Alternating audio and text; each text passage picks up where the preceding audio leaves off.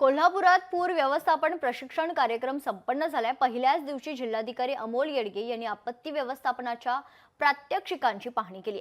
पूरस्थिती उद्भवल्यास तात्काळ प्रतिसाद देता यावा यासाठी तयारी ठेवावी, तसेच आवश्यक साहित्य सुसज्ज ठेवण्याच्या सूचना आपत्ती व्यवस्थापन टीमला देण्यात आलेल्या आहेत। जिल्ह्यामध्ये 2000 पेक्षा जास्त स्वयंस्फूर्तीने आपत्तीमध्ये लोकांच्या सेवेसाठी हजर राहणारे व्हॉलेंटियर पण आपल्याकडे आहेत। त्यापैकी 200 व्हॉलेंटियरचं ट्रेनिंग आत्ताच रायगडमध्ये झालं। हे सर्व आपदा मित्रसुद्धा त्यांचीसुद्धा जी काही तयारी आहे, त्यांचं जे प्रशिक्षण आहे आणि या सर्व साधनांची तपासणी करण्याचं काम आज सुरू केलेलं आहे।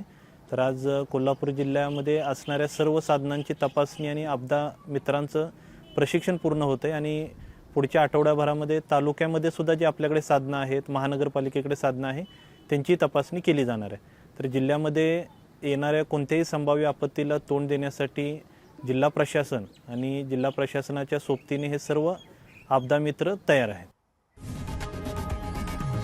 लोकशाही मराठी ऐका, पहा, जागरूक रहा।